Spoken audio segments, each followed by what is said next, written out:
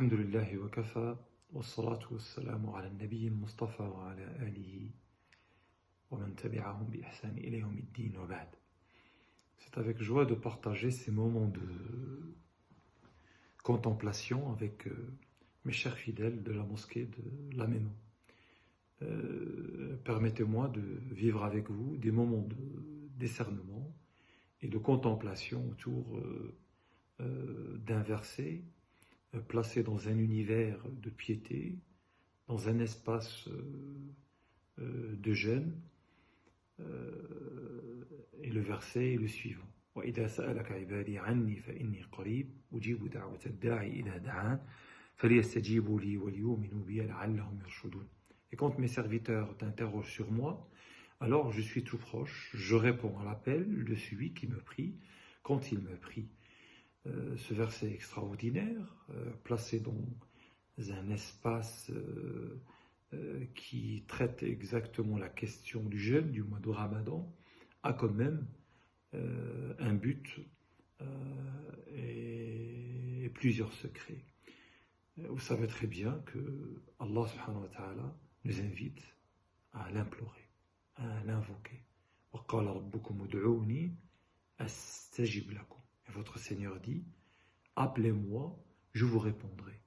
De ce fait, donc, les versets qui se suivent dans le chapitre Al-Anbiya nous laissent percevoir le secret du succès de l'imploration de ces prophètes. On va essayer de les étudier ensemble pour voir un peu l'importance du dua chez les prophètes en général. ونوحا إذ نادى من قبل فاستجبنا له فنجيناه وأهله من الكرب العظيم. Noé, quand auparavant il fit son appel, nous l'exaucâmes et nous le sauvâmes ainsi que sa famille de la grande angoisse. Aussi juste après, وأيوب إذ نادى ربه أني مسني الضر وأنت أرحم الراحمين فاستجبنا له فكشفنا ما به من ضر. Et Job, quand il implora son Seigneur, le mal m'a touché, mais toi tu es le plus miséricordieux des miséricordieux, nous l'exaucâmes, enlevâmes le mal qu'il avait. Et aussi donc ذنوني إذ ذهب مغاضبا فظن أن لن نقدر عليه فنادى في الظلمات أن لا إله إلا أنت سبحانك إني كنت من الظالمين فاستجبنا له ونجيناه من الغم وكذلك ننجي المؤمنين. Et Danoun, Jonas, quand il partit irrité, il pensa que nous n'allions pas l'éprouver, puis il fit dans les ténèbres l'appel que voici. Pas de divinité à part toi, pureté à toi, j'ai été vraiment du nombreux des injustes. Allah subhanahu wa ta'ala exauça alors son dua.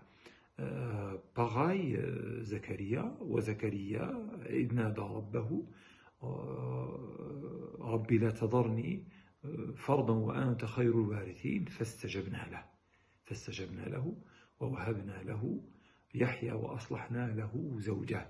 Et Zacharie, quand il implora son Seigneur, ne me laisse pas seul, Seigneur, alors que tu es le meilleur des héritiers, nous l'exaucâmes, lui donnâmes Yahya et Guérim, son épouse.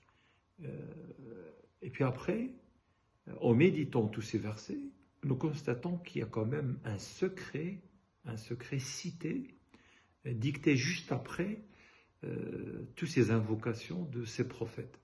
إنهم كانوا يسارعون في الخيرات ويدعوننا رغبا ورهبا وكانوا لنا خاشعين.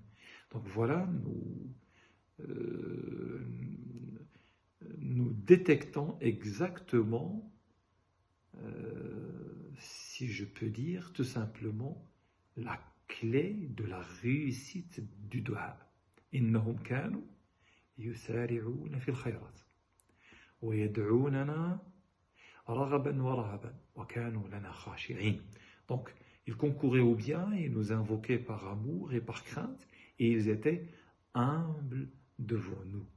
Allah est très certainement près de tous ceux qui l'invoquent.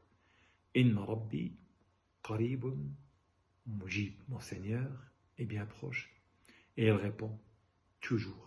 Plaçons alors notre espoir et refuge auprès de notre Créateur.